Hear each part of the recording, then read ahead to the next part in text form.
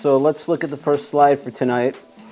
So what are boundaries? Again, as you heard in the audiobook, they're dividing lines between things, in this case between people. I generally think of boundaries as rules or guidelines governing our behavior in relationships. And they serve to both protect us but also to contain us. And that was really, really interesting for me when I first learned about that.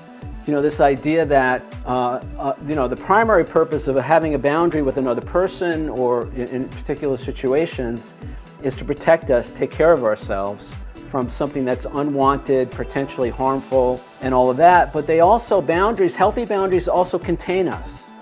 You know, because as I said again in the audiobook tonight, it's kind of unreasonable to expect other people to contain themselves around us when we don't contain ourselves around them. Negotiations notwithstanding, ultimately our boundaries have to serve us. They have to accomplish the goal that we have for them. So if it is, protection, if it is, what's going to work for us in a family situation, in a work situation, things like that, we have to come to some kind of an understanding that's going to address those needs. Because if I don't take care of myself, there's only one place that it's going to go, and that's resentment.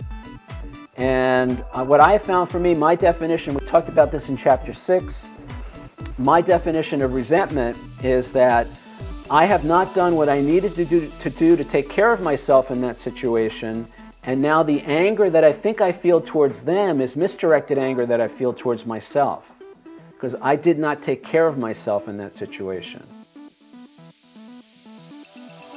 Now, as an adult, I have to take care of myself. I can't expect somebody else to read my mind or somebody else to automatically assume my best interests over their own. It ain't going to happen. Other than my mother at times when I was a kid and my dad, my parents and all that, most people are looking out for themselves. And so, we have to be part of that pack. We have to be part of the group that look out for themselves. It doesn't have to be abusive, doesn't have to be aggressive, we don't have to be overreaching, we don't have to take advantage of other people, but we also don't want to put ourselves at a disadvantage. All right, so dividing lines between things, they're rules or guidelines, and they serve to both protect and contain us. Now, as I kind of alluded to a few times already, healthy boundaries are the primary way we take care of ourselves in our relationships with others. Now, again, this is where a lot of problems crop up in relationships because we don't have healthy boundaries, so we have to resort to plan B, which is usually some kind of anger or manipulation or control or shaming or blaming or scapegoating or physical or verbal abuse.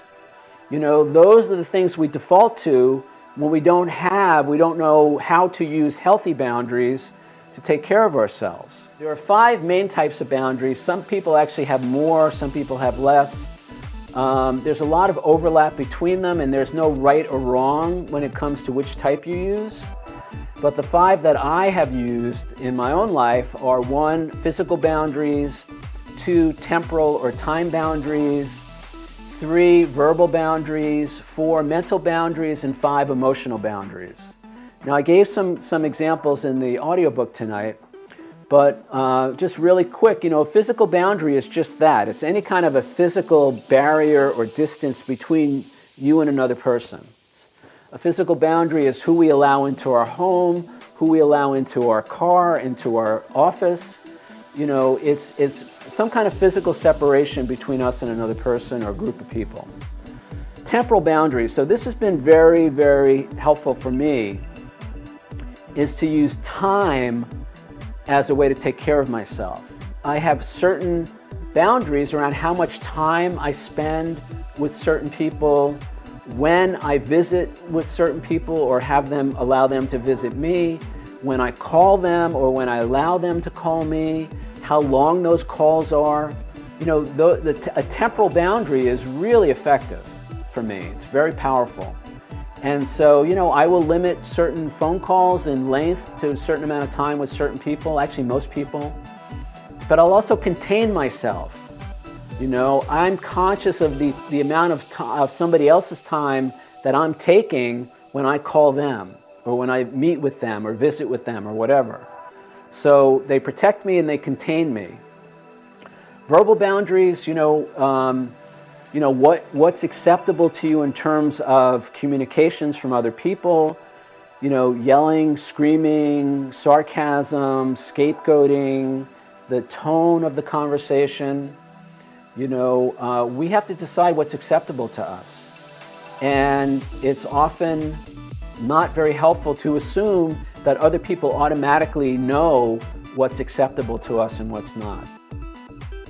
Mental boundaries are people kind of telling us what to think, kind of telling us who we are in the world, what we're worth, what we can do, what we're capable of doing, what we're not capable of doing, somehow trying to steer our thinking in a particular direction and trying to influence us, or to, often in a negative way.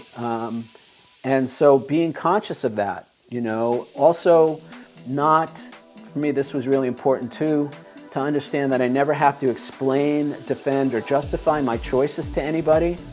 And then emotional boundaries, and again, as I said, there's a lot of overlap between these, but emotional boundaries can be some of the examples that I've used in the past, trying to make us feel bad for who we are or what we did or didn't do.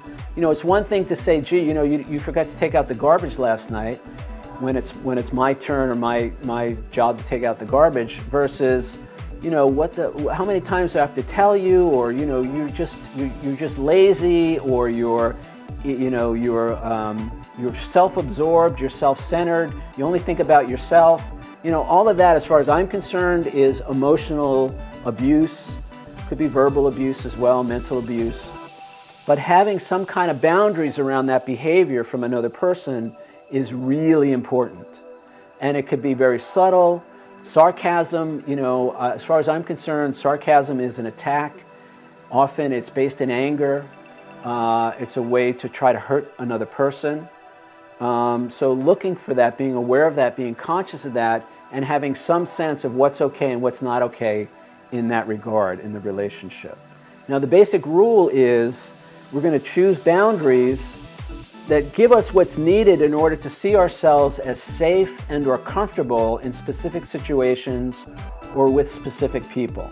All right, so our boundaries can be different. I have different boundaries with different people in my life or in different situations. So the primary boundary that we all learn when we're toddlers is the word no. You may have heard it said that, no is a complete sentence. No is a primary boundary. Stop. That's not okay. No, thank you. But again, as we talked about earlier in this chapter, and in particular in the last chapter, often the problem with no or stop or that's not okay is we come from a place of anger. We come from a place of wanting to hurt back. We come from a combative place. And we can get out of control emotionally as a result of that. But we want to be able to take care of ourselves, set a boundary, say, no, that's not okay, without trying to hurt the other person, without attacking them, without feeling like a victim, without feeling justified in hurting them back. And remember, anger is always preceded by fear. And when I'm afraid, I see myself as vulnerable, I see myself as threatened, I may see myself as powerless in that situation, somebody having power over me, the ability to hurt me, and I can't take care of myself. I might think I'm going to lose something that's important to me, sustain some kind of injury. So when I see myself in that way, it's very difficult to say, no, that's not okay, without anger, without wanting to attack, without wanting to make somebody else wrong. So I have to change how I see myself in order to set healthy boundaries with other people that are not laced with hostility or aggression or attack or making them wrong or trying to shame them or control them or manipulate them.